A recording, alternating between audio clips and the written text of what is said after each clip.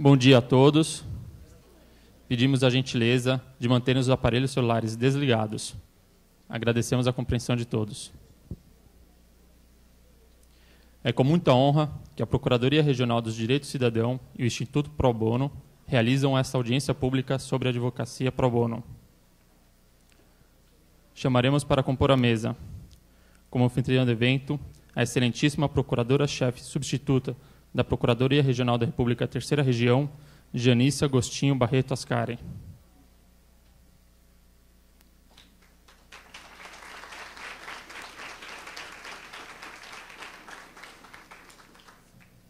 Como presidente de mesa, o excelentíssimo Procurador Regional dos Direitos do Cidadão no Estado de São Paulo, Jefferson Aparecido Dias.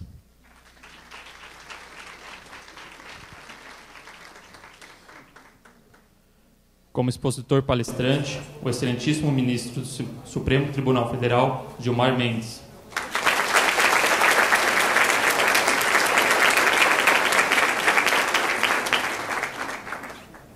Também como expositora palestrante, a excelentíssima professora da Faculdade de Direito da PUC São Paulo, Flávia Cristina Pelvezan.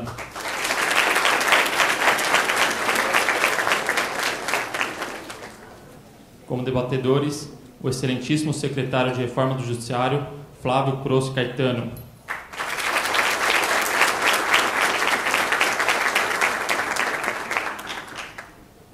Também como debatedor, representando a Advocacia Geral da União, o excelentíssimo Coordenador-Geral da Consultoria Jurídica da União no Estado de São Paulo, Adriano Dutra Carrijo.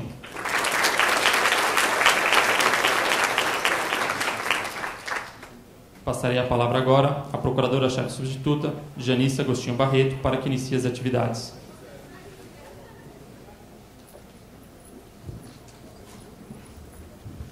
Boa tarde a todos. É uma alegria muito grande para a Procuradoria Regional da República da Terceira Região recepcionar a todos os presentes e sediar esta audiência pública que vai tratar de um tema muito interessante, bastante relevante para a sociedade, que é a advocacia pro bono.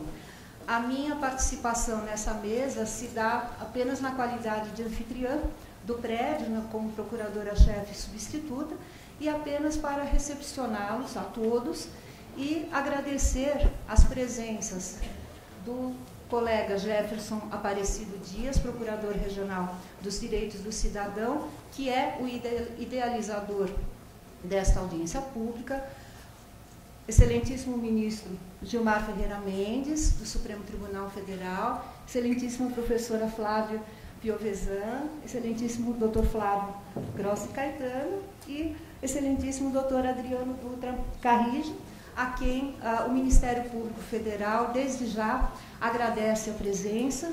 E, sem mais delongas, eu vou passar a palavra ao Procurador Regional dos Direitos do Cidadão, Dr. Jefferson Aparecido Dias, para que, então, dê início aos trabalhos. Uma boa tarde a todas e todos. Muitíssimo obrigado pela presença de todos. Acho que é muito importante. A audiência pública só se justifica quando você tem público. Então, é uma grande honra estar aqui nesse evento. Gostaria de inicialmente agradecer à Procuradoria Regional da República, na pessoa da doutora Janice, pela cessão do espaço. Agradecer também aos colegas regionais que estão presentes.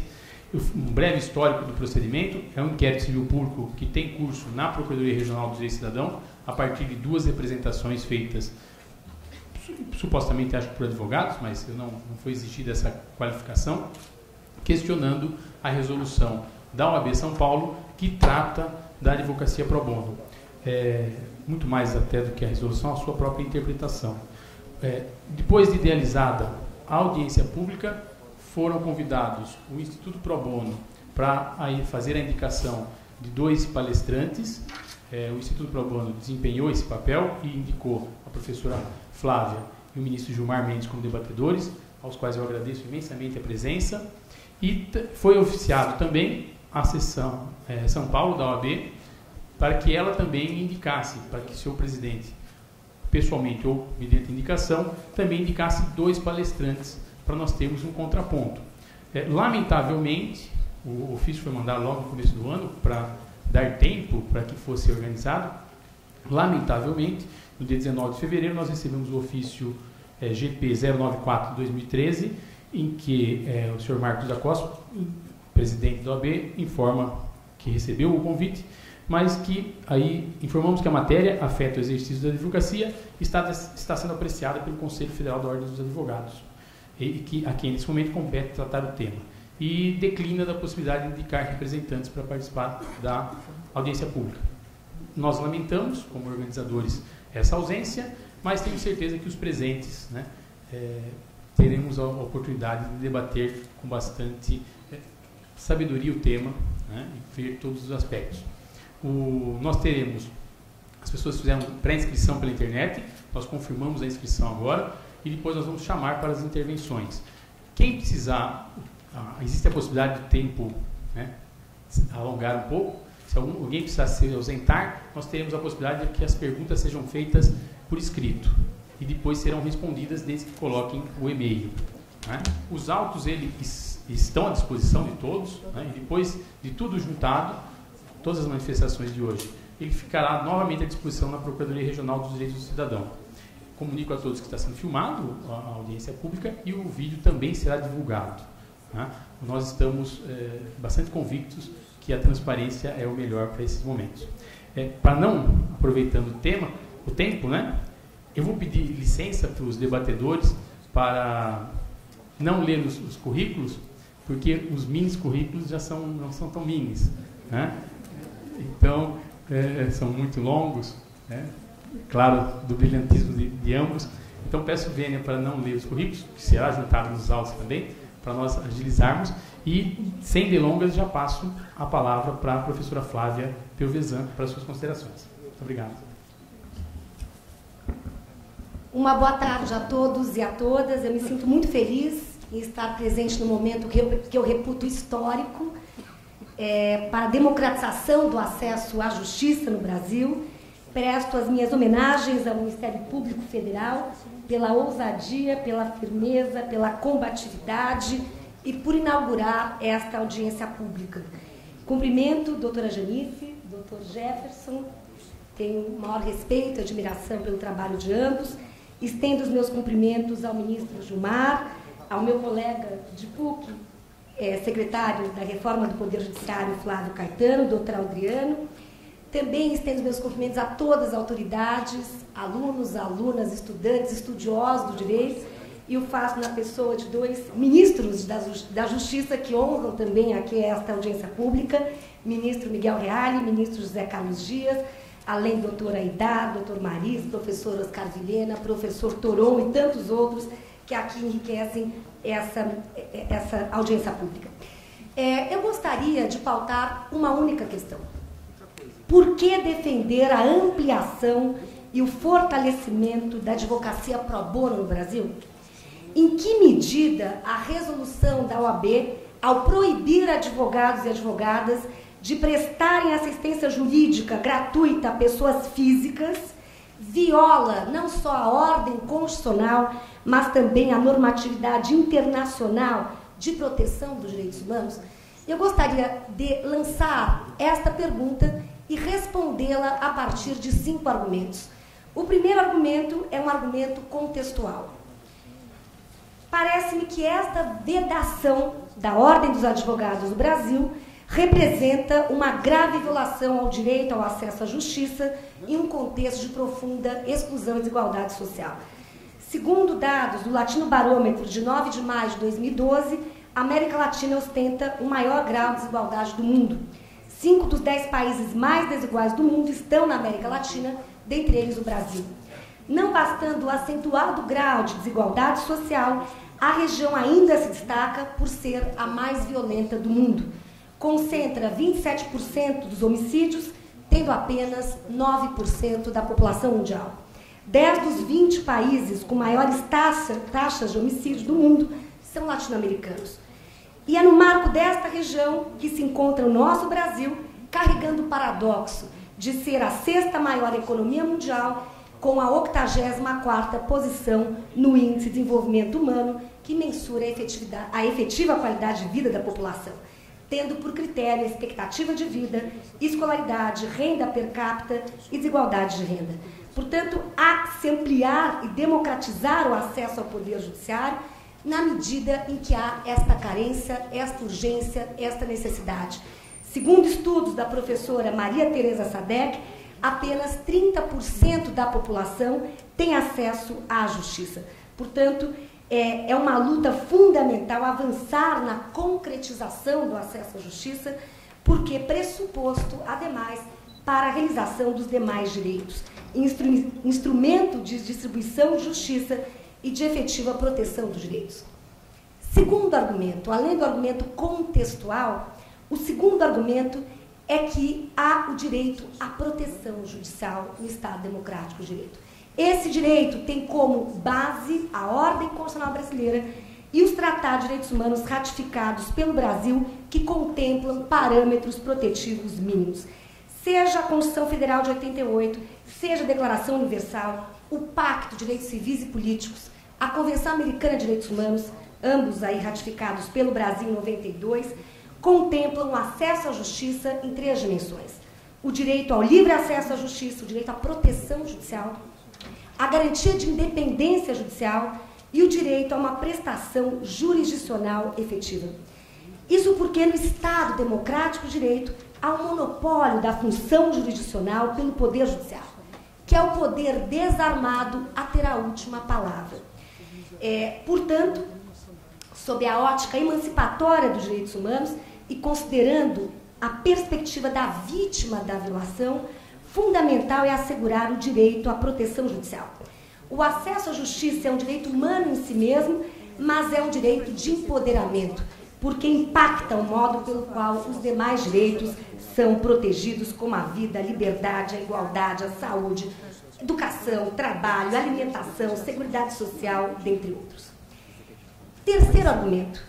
De acordo com a nossa Constituição, nós, advogadas e advogados, temos o direito ao livre exercício profissional, nos termos da Constituição, artigo 5º, inciso 13, que prevê ser livre o exercício de qualquer trabalho, ofício ou profissão, atendidas as qualificações profissionais que a lei estabelecer. E a lei não prevê qualquer vedação nessa natureza, e se assim estipulasse, estaria a reduzir de maneira inconstitucional o alcance deste comando constitucional. Quarto argumento, a responsabilidade social, a função social da advocacia, sobretudo em sociedades excludentes e não igualitárias. O pro bono é uma expressão latina, sabemos que significa para o bem do povo. Ou seja, o trabalho pro bono caracteriza-se como uma atividade gratuita e voluntária. Na área jurídica, este termo refere-se aos serviços jurídicos prestados gratuitamente para aqueles que são incapazes de arcar com os custos da contratação de um advogado.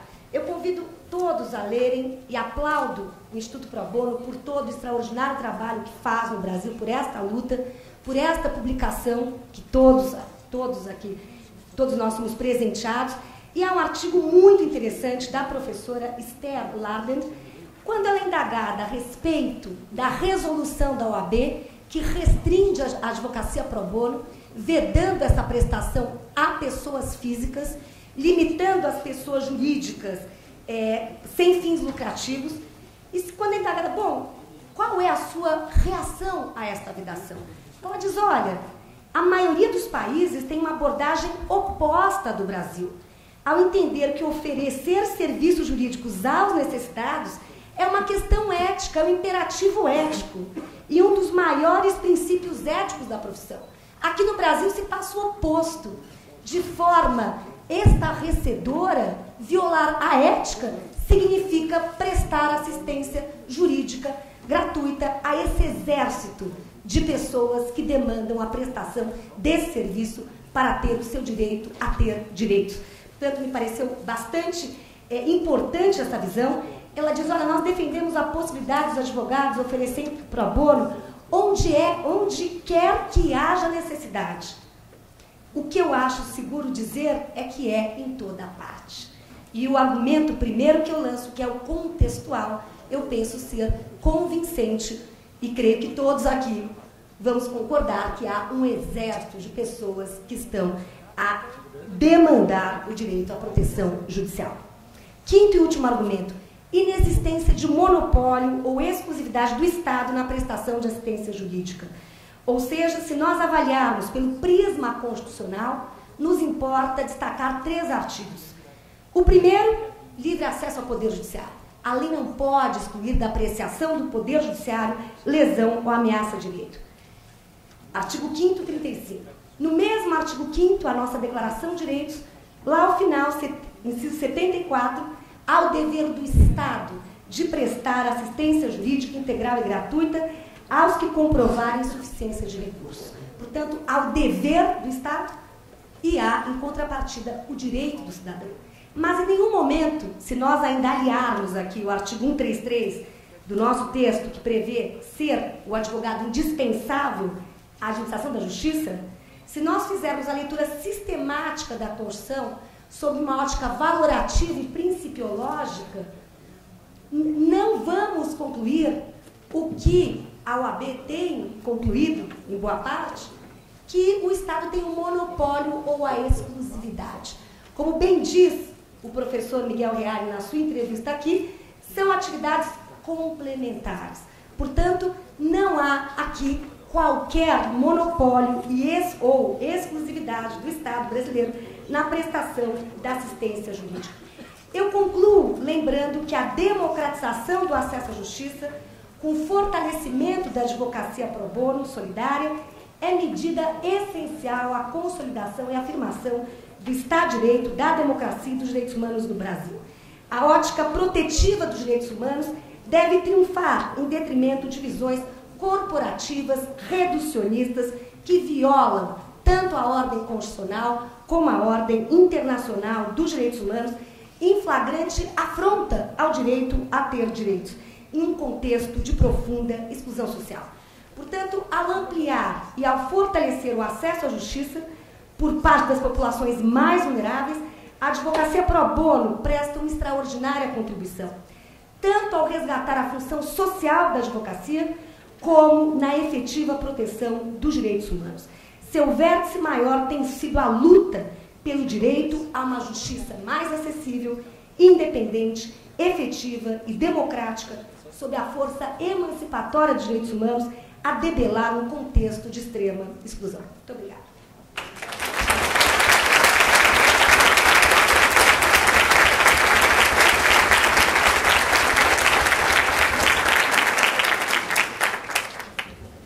Professora Flávia, muitíssimo obrigado pelas palavras, como sempre, muito clara, muito objetiva.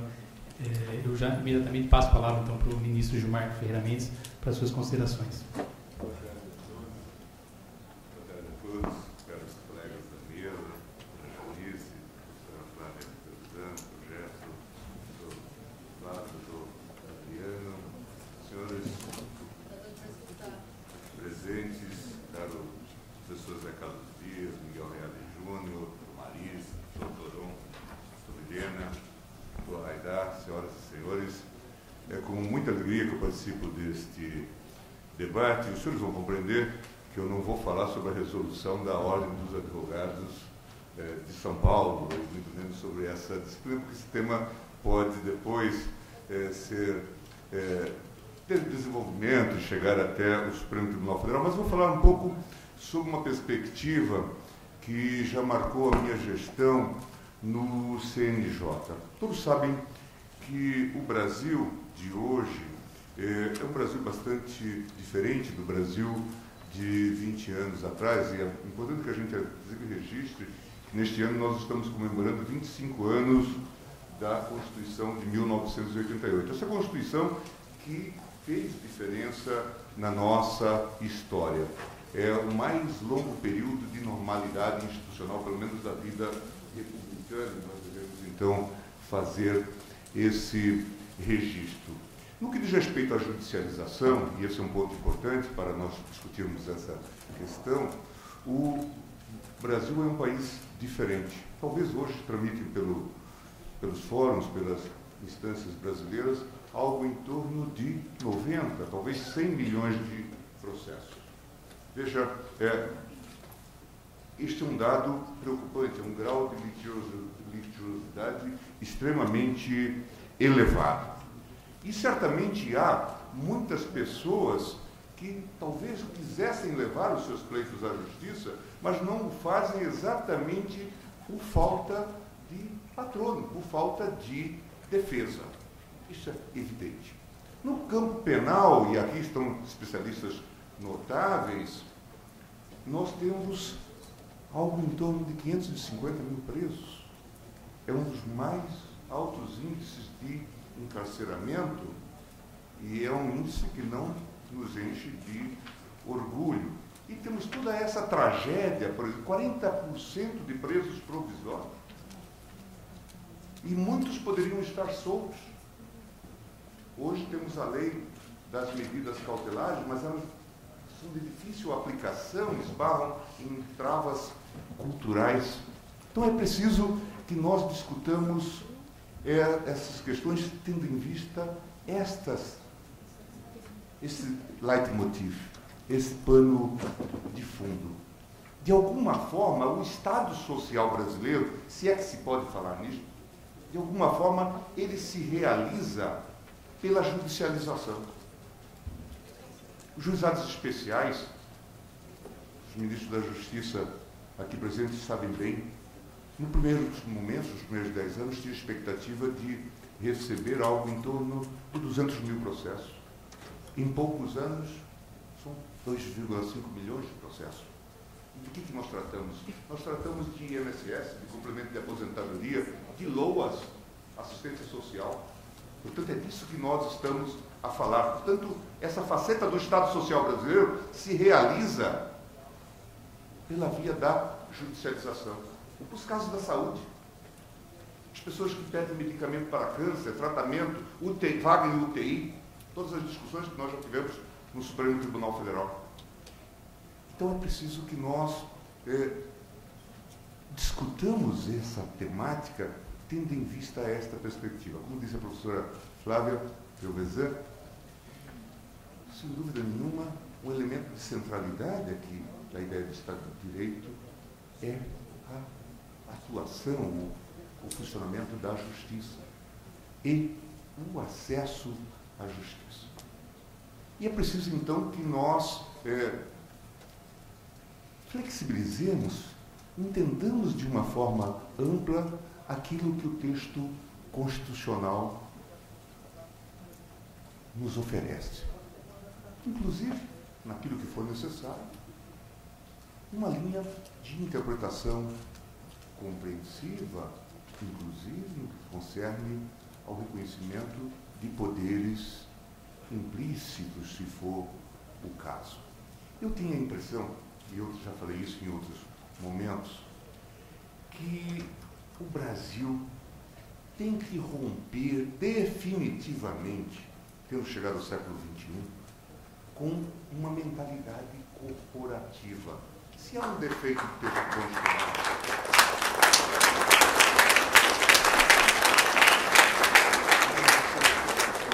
se há um defeito no texto constitucional, esse texto constitucional é muito rico, muito plural, permite interpretações extremamente interessantes, mas se há um defeito, por conta, inclusive, da participação de muitos setores e grupos no processo constituinte, foi consolidar determinadas posições corporativas. Mas o defeito de hoje é essa leitura corporativa que persiste e que prossegue. É preciso encerrar de vez com essa hermenêutica viciada que eu chamo da hermenêutica do interesse. Não é possível. Não se justifica, não se pode dizer, como já dissemos em algum momento, que uma atividade de assistência jurídica patrocinada por uma prefeitura fere a atividade da Defensoria Pública. Da Defensoria Pública, nós sabemos que não existe, são 5.000 defensores para atender toda essa massa de pessoas carentes de justiça. E quantos estão a buscar ainda o reconhecimento de direitos? Uma pequena história, porque a doutrina a professora Flávia já trouxe. Uma pequena história. Nós esperávamos 200 mil processos nos primeiros 10 anos dos juizados especiais criados em 2001. e vieram 2.500.000. Isso conta uma história. A história da demanda recôndita, da demanda que nós não conseguimos captar. E quantas pessoas certamente gostariam de trazer o seu pleito para a justiça, mas não conseguem fazê-lo porque não tem alguém apto a viabilizar esse pleito. De modo que a mim me parece que talvez tendo chegado ao século XXI, cronologicamente, é preciso que nossos corações e mentes cheguem também ao século XXI. Que nós consigamos romper com esse ideário corporativo, com esses grilhões corporativos. O CNJ, na minha gestão, como sabem, aprovou a resolução que estabeleceu as regras básicas da advocacia voluntária, a resolução número 62, estimulando que os próprios tribunais, autonomamente ou de forma mediante convênio, adotassem, estimulassem, fomentassem a ideia da advocacia voluntária. Creio que nós podemos hoje dar asas à imaginação institucional, para pensarmos outros modelos, para estimularmos iniciativas no contexto da advocacia comum, da advocacia voluntária. Atividades que podem ser complementares, claro, à atividade da defensoria pública, mas não podemos restringir o acesso à justiça, que, como nós estamos a ver e a falar, na verdade, ela propicia muitas vezes o acesso aos bens mais valiosos, o próprio direito à vida, muitas vezes, quando nós estamos a falar de tratamentos de saúde, ou a liberdade, em suma, só mediante o acesso à justiça. De modo que eu tenho a impressão de que esse é um momento importante de poder discutir essa temática, e acredito que nós devemos concitar a todos os protagonistas dessa cena, todos aqueles que estão, de alguma forma, envolvidos, a se sensibilizar, a participarem desse debate e a se olharem no espelho e perguntar: será que eu estou fazendo a coisa certa? Será que, de fato, eu estou contribuindo para que esse país vire essa página vergonhosa de subdesenvolvimento social? Acredito que essa é a contribuição que eu posso lhes dar hoje. Muito obrigado.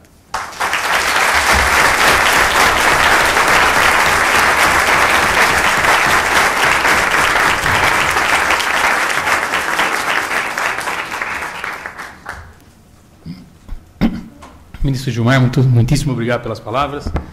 Dando seguimento aos trabalhos, eu passo imediatamente a palavra para o Dr. Flávio Crossi Caetano, do Ministério da Justiça, Secretaria da Reforma do Judiciário. Bom, boa tarde a todos, a todas e a todos. Quero cumprimentar o Dr. Jefferson pela iniciativa, o Ministério Público Federal, a doutora Janice, cumprimentar o nosso ilustre ministro Gilmar Mendes, a professora Flávia Provezan, colega de PUC e minha examinadora de mestrado, Adriano Carrijo, os ministros da Justiça, Zé Carlos Dias e Miguel Reale Júnior, os presidentes da Ordem, doutor Marise, doutor Carlos Miguel Aidar, nosso querido amigo Toron, doutor Oscar Vilhena, querido amigo Belisário, e vejo aqui nossos amigos da Defensoria também, Mafezoli e De Vito. E queria comentar os alunos, Me parece que também é um dia muito importante hoje. Essa audiência pública está repleta de profissionais do direito, mas está repleta também de alunos das faculdades. Fui informado que PUC, Mackenzie, GV, USP e outras faculdades estão todos aqui, então, para nós que estamos discutindo esse tema, é muito importante saber que os alunos e que os estudantes de direito estão preocupados com isso. Eu quero fazer uma fala rápida, dizendo o seguinte: o ministro Gilmar o ministro Gilmar e a professora Flávia já tocaram aqui nos pontos principais. Qual que é o nosso diagnóstico do sistema de justiça no Brasil hoje?